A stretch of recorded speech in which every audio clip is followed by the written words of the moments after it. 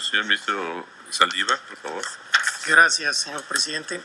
Señoras y señores ministros, previamente quiero hacer una aclaración que, aunque sería innecesaria, no sobra. En este asunto no está a discusión la honorabilidad personal de los magistrados a quienes se les ha prorrogado el nombramiento con el decreto impugnado. Lo que está a debate es si desde un punto de vista institucional, desde un punto de vista estructural, no personal, insisto, es válido que los plazos de nombramiento de jueces o magistrados electos sean modificados mediante ley del Congreso, o si, por el contrario, en un Estado constitucional y democrático de derecho, el principio de independencia judicial impide que el Congreso incida directamente en los plazos de nombramiento como una manera de evitar una apariencia de manipulación a favor del poder público y en perjuicio del poder judicial. Comparto en esencia la propuesta del proyecto, pues a mi juicio el decreto de 3 de noviembre de 2006 por el que el Congreso de la Unión modificó los términos de los nombramientos otorgados a los magistrados de la Sala Superior del Tribunal Electoral del Poder Judicial de la Federación es inválido por gran parte de las razones que el proyecto desarrolla y por otras adicionales, como expondré a continuación. La resolución del presente asunto gira, en gran medida, en torno a la interpretación que se haga del decreto y de la función normativa que cumple en el contexto de, primero, las normas constitucionales y legales que rigen la elección de magistrados electorales. Segundo, el régimen transitorio previsto en el artículo 4 de la reforma de 1 de julio de 2008 a la Ley Orgánica del Poder Judicial de la Federación. Tercero, el procedimiento de elección de magistrados electorales llevado a cabo con la intervención de la Suprema Corte y el Senado. Y cuarto, la toma de protesta con la que concluyó dicho procedimiento el 20 de octubre de 2016. A la luz de todos estos elementos, llego a la convicción de que el decreto impugnado no es una norma tendente a modificar el régimen transitorio y el escalonamiento de los magistrados como compete al Congreso de la Unión en términos del artículo 99 constitucional, sino que se trata de una norma legal a través de la cual se establecen los términos del nombramiento de 4 magistrados sin pasar por el procedimiento de designación previsto en el artículo 99 de la Constitución General de la República, el cual prevé que la elección de los magistrados es por el voto de las 2/3 partes de los miembros presentes de la Cámara de Senadores a propuesta de esta Suprema Corte de Justicia. En efecto, las designaciones que hizo el Senado el 20 de octubre de 2016 y la toma de protesta respectiva constituyen la culminación del régimen de transición que inició casi 10 años antes con la reforma de 2007 al artículo 99 constitucional, que requirió una reforma legal que concretara las condiciones para el escalonamiento que supuso la actuación tanto de la Corte como del Senado en la aplicación de dichas reglas y procedimientos y que se perfeccionó con la toma de protesta respectiva. En este sentido, el decreto impugnado, en tanto actúa sobre dichos nombramientos y modifica sus condiciones, no se inserta dentro de la mecánica transicional diseñada tanto por el Poder Revisor de la Constitución como por el legislador ordinario y ejecutado por la Suprema Corte y la Cámara de Senadores, sino que modifica directamente los actos emanados de dicho mecanismo transicional. Lo anterior resulta violatorio del artículo 99 constitucional, por un lado, porque los nombramientos originales se llevaron a cabo sobre la base de los plazos que la normativa legal aplicable marcaba y se concluyeron conforme a ella, por lo que modificar a posteriori la duración de dichos nombramientos equivale a modificarlos por ley y no mediante el procedimiento constitucional previsto para ello. Y por otro lado, porque la Constitución faculta al Congreso para establecer las reglas y los procedimientos tendientes a la designación de los magistrados electorales, así como las reglas particulares conforme a las cuales se aseguraría el escalonamiento, pero de ninguna manera lo autoriza a legislar respecto de nombramientos ya realizados ni a modificarlos. La competencia del Congreso para diseñar un modelo de escalonamiento no incluye en modo alguno la potestad de modificar libremente los plazos de los nombramientos efectuados conforme al modelo que él mismo diseñó y se aplicó a cabalidad. No puede sino concluirse que con motivo del decreto impugnado, los magistrados electorales actualmente ejercen su encargo en términos de lo dispuesto por el Congreso de la Unión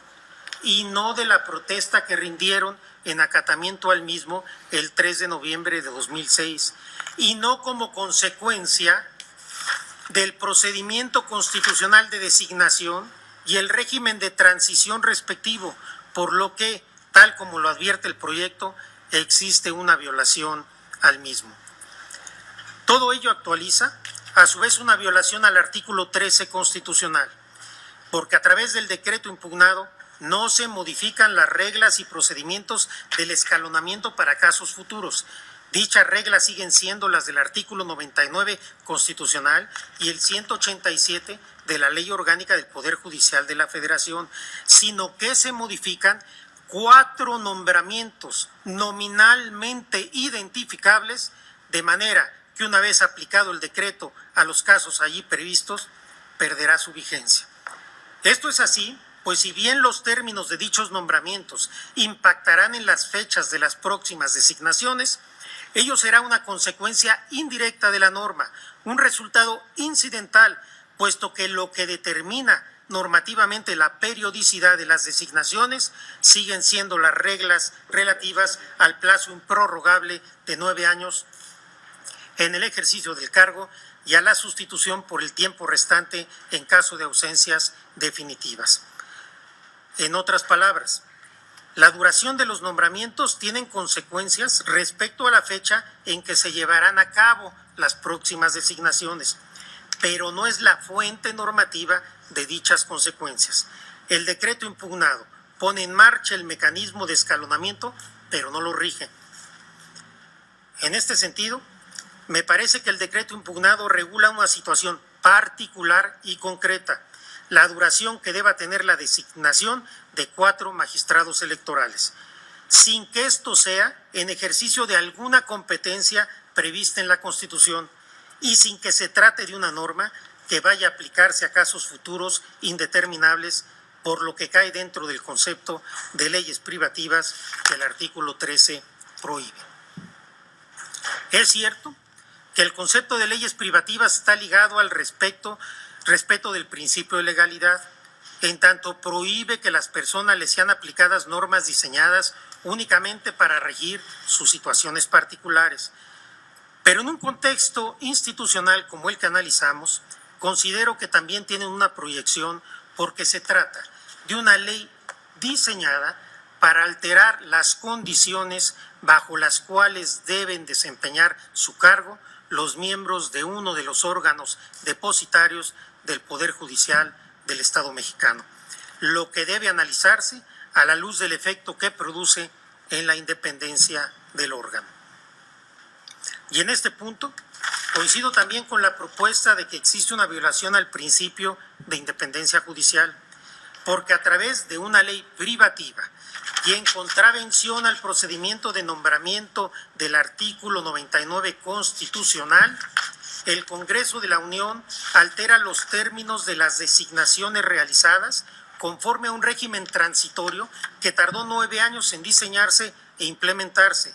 lo que, al margen de las intenciones que haya podido tener el decreto, constituye una intromisión externa que se presta a suspicacias y en tal sentido genera una apariencia de falta de independencia. El proyecto expone con amplitud los precedentes tanto de este tribunal como de la Corte Interamericana de Derechos Humanos en materia de independencia judicial, de las que deriva la exigencia de dotar de certidumbre a los procedimientos de designación y de proscribir la discrecionalidad de los órganos políticos en dichos procedimientos, lo que se logra mediante procesos de nombramiento objetivos llevados a cabo conforme a normas preestablecidas, no normas posteriores al perfeccionamiento del nombramiento. La independencia judicial exige que el Congreso no pueda desplegar su acción legislativa respecto de las condiciones de los nombramientos de titulares de un tribunal, sin importar las razones que se tengan para ello.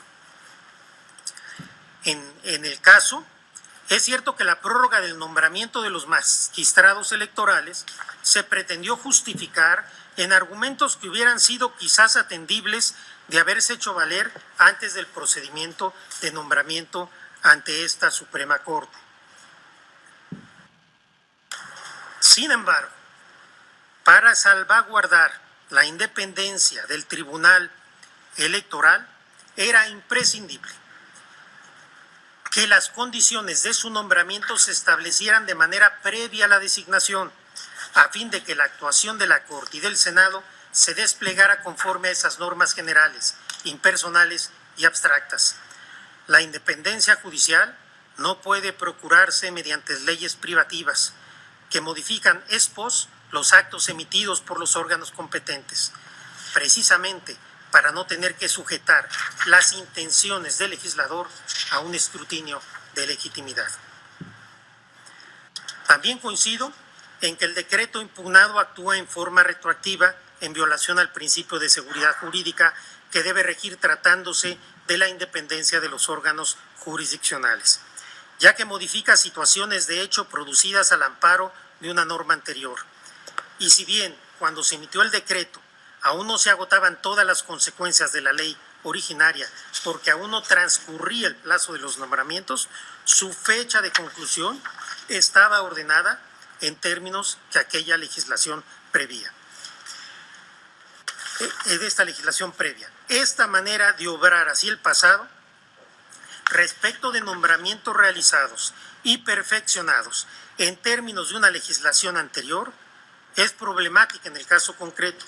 pues a pesar de que no se trata de una legislación retroactiva en perjuicio de persona alguna, sí lo es en perjuicio de la certeza que debe regir a las designaciones de los juzgadores para salvaguardar el principio de independencia judicial, así como la certeza, legalidad, constitucionalidad, transparencia y legitimidad de los procesos electorales.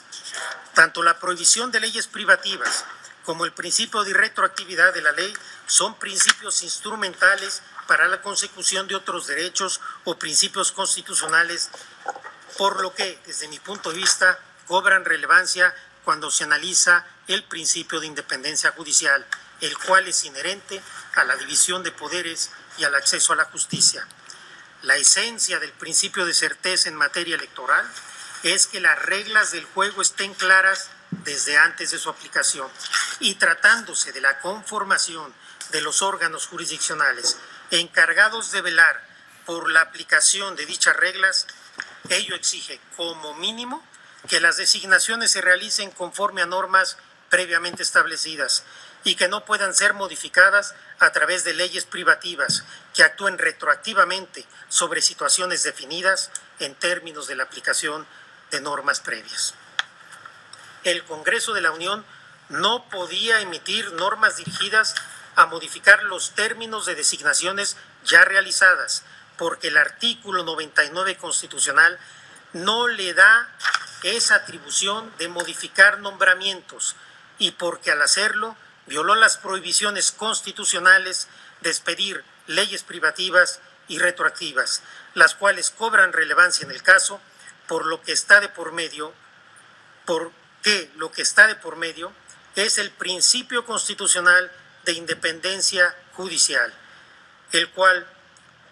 por todo lo anterior, ha sido transgredido. Por las razones anteriores, votaré por la invalidez del decreto impugnado. Gracias, presidente.